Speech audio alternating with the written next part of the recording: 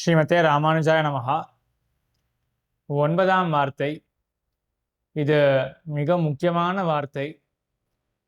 இந்த லோகத்தில் நாம் வாழும் பொழுது, மனசானது அலைபாயும் பொழுது, அதை எப்படி கட்டுப்படுத்துவது என்பதை புரிந்து கொள்வதற்காக பயன்படக்கூடிய வார்த்தை. இதில் சொல்லப்படுற அர்த்தங்கள் ஸ்ரீபாஷ்யத்தில் பராயத்தாதிகரணம் என்ற ஒரு இடத்துல 2வது அத்தியாயத்தினுடைய 3வது பாதத்தில் வரக்கூடிய அதிகரணம் பராயத்த அதிகரணம் என்று. அதில் எம்பெருமானார் கோடிகாட்டி இருக்கிற விஷயத்தை அதை பற்றி சுதபிரகாசிகாச்சாரியர் மிகவும் விரிவாக விளக்கி உள்ளார். அந்த அம்சங்கள் தான் இந்த வார்த்தையில தெரிவிக்கப்படுகின்றன. எம்பெருமானுடைய நிலைகள், எப்படி எம்பெருமான் நம்மை ஆள்கிறான், நம்மை முயற்சியிலே மூட்டுகிறான் என்பதை தெரிவிக்கக்கூடிய வார்த்தை. இந்த வார்த்தையில ஆச்சாரியர்கள் 6 நிலைகளை சாதிக்கிறார்கள்.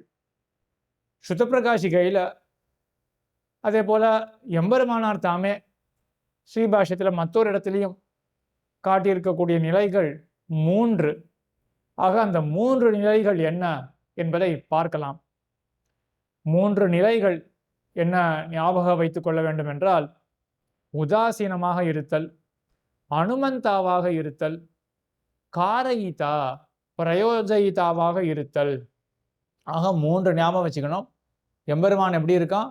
உதாசீனனாக இருக்கான், அனுமந்தாவா இருக்கான், அதே போல காரயிதா பிரயோஜயிதா 2 3 தான். காரயிதா பிரயோஜயிதா என்றும் எம்பெருமான் இருக்கிறான் என்று. உதாசீனனாக இருத்தல் என்றால் என்ன என்றால், எம்பெருமான் லோகத்திலே நம்ம பார்ப்போமே, உதாசீனமா இருக்கார் அப்படின்னா என்ன? கண்டுக்க மாட்டேங்கிறார். ஏதாவது நடக்கட்டுமே, எனக்கு இப்போதைக்கு அதில் எதுவும் தாத்பரியம் கிடையாது, ஏதாவது நடக்கட்டுமே அப்படின்னு காத்து கொண்டு இருக்கார் இல்லையா? இதுதான் உதாசீன நிலை. எம்பெருமானுக்கு இந்த நிலை உண்டு, உதாசீனமா இருப்பான். எப்போது உதாசீனமா இருப்பான் அப்படின்னா, இந்த ஜீவாத்மா அனாதி காலமா கர்மங்கள் செய்திருக்கானா, அந்த கர்மத்துக்கு பலனாக ஒரு உடம்பை கொடுக்கறான் எம்பெருமான். அந்த உடம்பை கொடுத்து அந்த உடம்புல சில ஆசைகளை ஏற்படும்படியாக சத்வமோ இல்லாட்டி ரஜஸோ தமசோ ஏதோ ஒரு குணத்தை அதிகப்படுத்தி விட்டுடுறான். அந்த உடம்பை கொடுக்கறான். அதே போல் அந்த உடம்புல சில உடம்பானது சத்வம் அதிகமாக இருக்கும், சில உடம்புல ரஜஸு தமசு அதிகமாக இருக்கும் என்று இப்படி பல பல கல்விகளாக இருக்கு.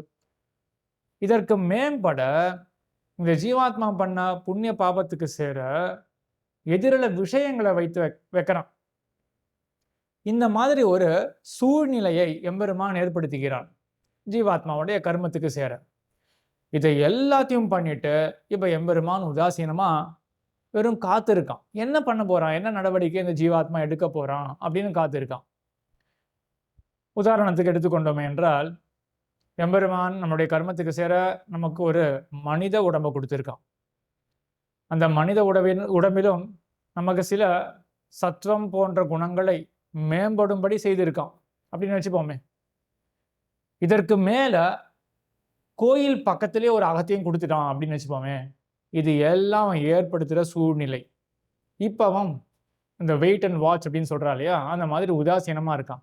சரி, என்னதான் பண்ணுவோம் அப்படின்னு பார்ப்போமே அப்படின்னு எம்பெருமான் காத்துட்டு இருக்கான். இதற்கு மேம்பட பக்கத்திலேயே சந்நிதி இருக்கா, நமக்கு அப்போ ஆசை வரும், சந்நிதிக்கு போகலாம் அப்படின்ற ஆசை வரும். இந்த சூழ்நிலையை ஏற்படுத்தின எம்பெருமான் இந்த ஆசைக்கு சரி இவன் என்ன பண்றான்றதை பார்க்கலாமே அப்படின்னு வெயிட் பண்ணிட்டு இருக்கான். இது ஒரு நிலை. இது புண்ணியம் பண்ணினோமே என்றால் இந்த மாதிரி நமக்கு சூழ்நிலை ஏற்படும். ஒருவேளை பாபம் பண்ணியிருக்கோம் அப்படின்னு வச்சுப்போமே, அப்போ என்ன ஆகும்? மதுபானம் பண்ணக்கூடிய ஒரு சாலை, அது பக்கத்திலே நம்ம அகமானது அமையலாம். இப்பொழுது எம்பெருமான் காத்திருக்கான், சரி நீ என்ன பண்றான்னு பார்க்கலாமே அப்படின்னு. அப்ப அவனுக்கு என்ன விபரீதமான ஆசை வரும், மதுபானத்தை பண்ண வேண்டும் அப்படின்ற ஆசை வரும். சரி, ஆசை தான் இது வரைக்கும் வந்திருக்கு, அந்த ஆசையை செயல்படுத்துறானா இல்லையா அப்படின்னு எம்பெருமான் உதாசீனனாக இருக்கான். இதற்கு மேல இந்த ஜீவாத்மாவானவன் அந்த ஆசைக்கு சேர செயல்படுகிறான் அப்படின்னு வச்சுப்போமே. அப்போ எம்பெருமான் அனுமந்தாவாக மாறுகிறான். அவன் வந்து சரி நீ மேற்கொண்டு செயல்படு அப்படின்னு அளவு பண்றான். ஏன்னா பக்கத்திலேயே தான் சந்நிதி இருக்கு என்றாலும் இந்த ஜீவாத்மா கால் கொண்டு எம்பெருமான் சன்னிதானத்துக்கு போகணும் இல்லையா? அதுக்கெல்லாம் கூட ஜீவாத்மாவுக்கு சக்திலாம் கிடையாது. இவனால போக வேணும் அப்படின்ற அந்த ஆசைக்கு சேர ஒரு சங்கல்பம் எடுத்துக்க முடியும். நான் போகப் போகிறேன் அப்படின்ற அந்த முயற்சி செய்ய முடியும். அதற்கு மேம்பட கால்லாம் நடை கொடுக்கணுமே! அதுக்கெல்லாம் அந்த ஜீவாத்மாவுக்கு சக்தி கிடையாது. ஏன்னா, எம்பெருமான் அன்றி ஓர் அணுவும் அசையாது இல்லையா? அப்ப எம்பெருமான் என்ன பண்றான் அப்படின்னா, அனுமந்தாவாக இருக்கான். இப்ப அவனுடைய நிலையானது மாறுறது. அவன் அளவு பண்றான். சரி பண்ணு, சந்நிதிக்கு போகணும் அப்படின்னு முடிவெடுத்தா இல்லையா? பண்ணு அப்படின்னு அளவு பண்றான். இதே போல தான் இந்த மதுசாலை பக்கத்துல ஒருத்தன் இருந்தான் இல்லையா? அவனுக்கு ஆசை வருது. நான் மதுபானம் பண்ண வேண்டுமே அப்படின்னு. அவனுக்கும் கூட அந்த கெட்ட நடத்தையை உடையவனுக்கும் கூட தானா கால்நடை கொடுக்காது. அந்த சக்தி ஜீவாத்மாவுக்கு கிடையாது. அப்ப அங்கேயும் எம்பெருமான் என்ன பண்ண வேண்டியதாக இருக்கு? அலோவ் பண்ண வேண்டியதாக இருக்கு. அனுமந்தாவாக, சரி நீ கெட்ட நடவடிக்கையில உனக்கு ஆசை வந்திருக்கா? அதற்கு சேர நீ முயற்சி செய்ய போறாயா? சரி பண்ணேன் அப்படின்னு அலோவ் பண்றான் இல்லையா? அங்கேயும் அனுமந்தாவாக இருக்கான். ஆக 2 நிலை. முதல் என்ன? உடம்பெல்லாம் குடுத்துட்டான். விஷயங்களெல்லாம் ஏற்படுத்திட்டான். என்ன பண்றான் பார்க்கலாமே அப்படின்னு உதாசீனமா இருக்கான். 2வது நிலை எம்பெருமான் அனுமந்தாவாக எப்போ மாறுறான்? இந்த ஜீவாத்மா முதல் முயற்சியை எடுக்கிறான். அவன் முடிவு பண்றான். ஆமா நான் இத செய்ய போறேன் அப்படின்னு. இவன் முடிவெடுத்தாலும் அந்த செயலானது நடக்க வேண்டுமே! அதற்கு சக்தி இந்த ஜீவாத்மாவுக்கு கிடையாது. அப்ப எம்பெருமானுடைய அனுமதி தேவைப்படுறது இல்லையா? அப்ப எம்பெருமான் அனுமந்தா, அதாவது அனுமதி கொடுக்கக்கூடியவனாக எம்பெருமான் இருக்கான். இது எம்பெருமானுடைய 2வது நிலை அனுமந்தா அப்படின்ற நிலை. சரி. இப்ப நம்ம இங்க என்ன புரிஞ்சுக்கணும் என்றால், நம்மளுடைய கர்மத்துக்கு சேரா எம்பெருமான் ஒரு உடம்ப குடுப்பான். சத்வமோ, ரஜசோ, தமசோ அதிகப்படுத்துவான். சுத்தியுற விஷயங்கள் அவன் தான் சந்நிதாபனம் வைப்பான் விஷயங்கள் நம் கண் வட்டத்துல. இப்படி பண்றதுனால நமக்கு ஆசையானது வரும். வந்த போதிலும் கூட அந்த ஆசையை கட்டுப்படுத்துவதற்கு உண்டான சக்தியையும் எம்பெருமான் நமக்கு கொடுத்திருக்கான். அதே போல அந்த ஆசைக்கு சேர முயற்சி செய்யக்கூடிய சக்தியையும் எம்பெருமான் நமக்கு கொடுத்திருக்கான். அப்ப என்ன ஆகும்? நமக்கு எம்பெருமானை போய் சேவிக்க வேண்டும் அப்படின்ற ஆசை வருது அப்படின்னு வச்சுப்போமா? இந்த ஆசையை கலைக்க முடியும் நம்மால தான். வேண்டாம் வந்தா என்ன, எனக்கு இன்னைக்கு சோம்பலா இருக்கு அப்படின்னு சந்நிதிக்கு போகாம இருக்க முடியும். இல்ல சோம்பலா இருந்தா என்ன, எம்பெருமானை சேவிக்கிறது தான் எனக்கு புருஷார்த்தம், நான் போய் சேவிக்க போறேன் அப்படின்னு அந்த ஆசைக்கு சேர நடக்கவும் முடியும். இது நல்ல விஷயத்துல. இதே மாதிரிதான் தீய விஷயத்திலும். தீய விஷயத்துல ஆசை வரும். வந்தாலும் கூட ஆஹா இது தப்பாச்சு, இது பண்ணோமே என்றால் மேற்கொண்டு எனக்கு பல பாதிப்புகள் விளைவுகள் வருமே அப்படின்னு பின்வாங்கவும் முடியும். அந்த சக்தியை எம்பெருமான் கொடுத்திருக்கான். இதை தான் அவன் எதிர்பார்க்கிறான். உதாசீனமாக இருந்து கொண்டு நீ என்ன பண்ற நான் பார்க்கிறேனே அப்படின்னு எதிர்பார்க்கிறான் இல்லையா? இந்த சக்தியை எம்பெருமான் நமக்கு கொடுத்திருக்க, அப்பவும் நான் தீய ஆசை ஒண்ணு வந்தது அப்படின்றதுக்காகவே நான் அந்த தீய பாதையில தான் போக போறேன் அப்படின்னு முடிவெடுத்து போனோம் என்றால் எம்பெருமான் சரி போ அப்படின்னு அளவு பண்ணிடுறான். நம்ம என்ன பண்ணணும்? சரி இது மொமெண்டரி, ஒரு நொடி பொழுது இந்த ஆசையானது இப்போ வந்திருக்கு. இந்த ஆசையை கட்டுப்படுத்தி பார்ப்போமே அப்படின்னு கட்டுப்படுத்தினோமே என்றால் அடுத்த நொடியில எம்பெருமான் அந்த ஆசையை கொடுக்காமலும் இருக்கலாம். ஆக எம்பெருமான் நம்மிடத்தில் எதிர்பார்க்கக்கூடியது என்ன அப்படின்னா ஒரு விவேகம் தான்.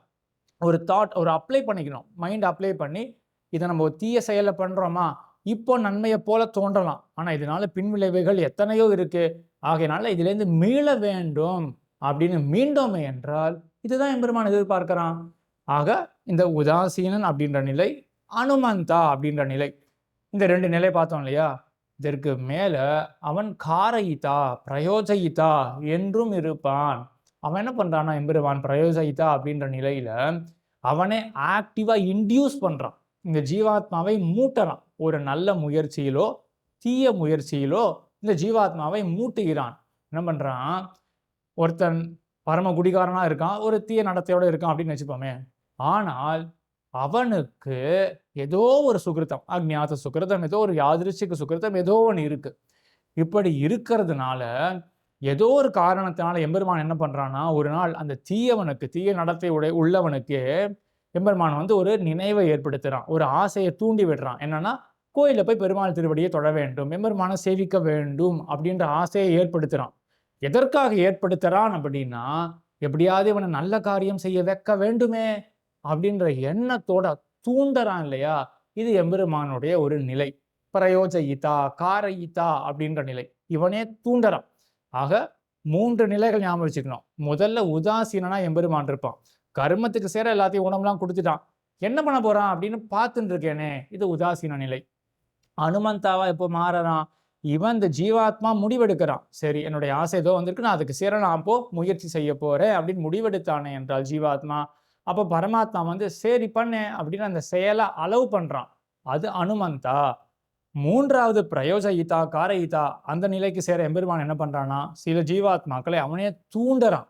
நல்ல செயல்லையோ இல்லாட்டி தீய செயல்லையோ இவனை தூண்டறான் இல்லையா? அதான் பிரயோஜயிதா அப்படின்ற நிலை. இந்த 3 நிலைகள், இதுல எத்தனையோ சூக்ஷ்மமான அம்சங்கள்லாம் இருக்கு. இதே யூடியூப் சேனல்ல பராயத்த அதிகரணத்தை பத்தின டிஸ்கஷனும் இருக்கு.